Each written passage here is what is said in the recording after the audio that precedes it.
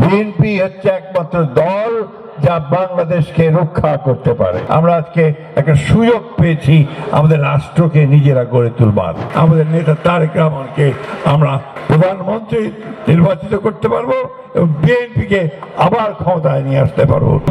নিরলসভাবে বাংলাদেশকে এগিয়ে নেওয়ার জন্য কাজ করে চলেছেন আমাদের সেই নেতা জনাব তারেক রহমান।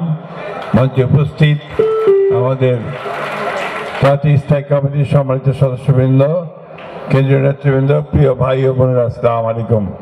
এই ডকুমেন্টারির পরে আমার আর কিছু বলার নেই, বলার থাকতেও পারে না। এটা একটা সেলফ সাফিসিয়েন্ট, আত্মসম্পন্ন একটা ডকুমেন্ট। এই ডকুমেন্ট থেকে যে কথাটা বেরিয়ে এসেছে সে কথাটা হচ্ছে যে বিএনপি হচ্ছে একমাত্র দল যা বাংলাদেশকে রক্ষা করতে পারে। বন্ধুগণ, বিএনপির জন্ম হয়েছিল এমন একটা সময়ে যখন রাজনৈতিক শূন্যতা বিরাজ করছিল। স্বাধীনতার ঘোষক শহীদ প্রেসিডেন্ট জিয়া রহমান সেটা উপলব্ধি করেই বিএনপির প্রতিষ্ঠা করেছিলেন এবং তিনি বাংলাদেশ জাতিকে একটা নতুন জাতীয়তা দিয়েছিলেন, দর্শন দিয়েছিলেন, বাংলাদেশি জাতীয়তাবাদ। তিনি বাংলাদেশের মানুষকে একটা নতুন পথ দেখিয়েছিলেন। অর্থনীতির ক্ষেত্রেই তিনি বাংলাদেশে যে একটা ফ্রি ইকোনমি অর্থাৎ আপনার মুক্তবাজার অর্থনীতির সূচনা করে বাংলাদেশের অর্থনীতিকে এক ধাপে কয়েক ধাপে উঁচুতে নিয়ে গিয়েছিলেন। তিনি বাংলাদেশের পলিটিক্সে একটা পূর্ণ পরিবর্তন নিয়ে এসেছিলেন সেই স্বাধীনতার মধ্য দিয়ে, তার বহুদলীয় গণতন্ত্রের মধ্য দিয়ে। বেগম খালেদা জিয়া বহুদলীয় গণতন্ত্র থেকে পার্লামেন্টারি পলিটিক্স করেছিলেন এবং তিনি প্রথম আমাদের যে কেয়ারটেকার গভর্নমেন্ট সরকার প্রবর্তন করেছিলেন। আজকে আমাদের নেতা তারেক রহমান তিনি 31 দফা দিয়ে একদিকে রাজনৈতিক কাঠামো পরিবর্তন রাষ্ট্রের, অন্যদিকে অর্থনৈতিক কাঠামো পরিবর্তন, এই দুটোই তিনি আজকে পথ দেখিয়ে দিয়েছেন আমাদের বন্ধুগণ। এক দীর্ঘ সংগ্রামের পরে আমাদের অনেক রক্তপাতের মধ্য দিয়ে আমরা আজকে একটা সুযোগ পেয়েছি আমাদের রাষ্ট্রকে নিজেরা গড়ে তুলবার।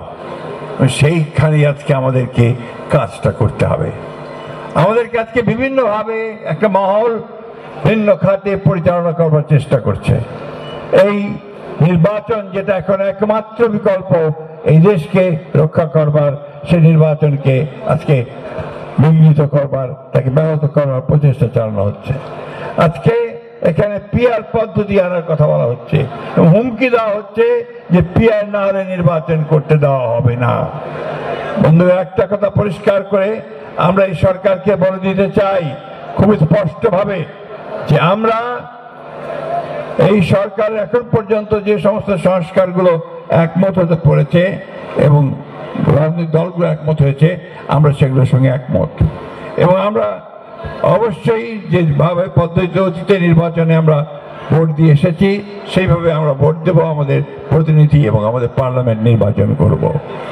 আরেকটা কথা পরিষ্কার করে জানাতে চাই যে আমরা কারো হুমকিতে মাথা নত করতে বাংলাদেশের মানুষ রাজি নয়। আপনারা নিশ্চয়ই বাংলাদেশে একটা নির্বাচনের মাধ্যমে গণতান্ত্রিক সরকার দেখতে চান না? তাহলে আজকে আমাদেরকে ঐক্যবদ্ধ হয়ে সেই গণতান্ত্রিক সরকার প্রতিষ্ঠা করবার জন্য আমাদের নেতা জনাব তারেক রহমানের নির্দেশে হাত ধরে আমরা সব ঐক্যবদ্ধ হয়ে আমরা সেই লক্ষ্যে এগিয়ে যাব। ইনশাআল্লাহ নির্বাচনের মধ্য দিয়ে আমরা জনগণের সরকার প্রতিষ্ঠা করে, বিএনপি সরকার প্রতিষ্ঠা করে আমাদের নেতা তারেক রহমানকে আমরা প্রধানমন্ত্রী নির্বাচিত করতে পারবো এবং বিএনপিকে আবার ক্ষমতায় নিয়ে আসতে পারবো। এই কথা বলে আজকে এই প্রতিষ্ঠার দিনে আমি সকলকে ধন্যবাদ এবং কৃতজ্ঞতা জানিয়ে, বিশেষ করে যারা প্রাণ দিয়েছেন, যারা শাহাদাত বরণ করেছেন তাদের প্রতি শ্রদ্ধা জানাচ্ছি, যারা পঙ্গু হয়েছেন তাদের প্রতি শ্রদ্ধা জানাচ্ছি, যারা দিনের পর দিন জেল খেটেছেন তাদের শ্রদ্ধা জানাচ্ছি। আসুন সমস্ত ব্যথা বেদনাকে সঙ্গে করে আমরা একত্রিত করে আমরা সামনের দিকে এগিয়ে যাই। আপনাদের সকলকে ধন্যবাদ।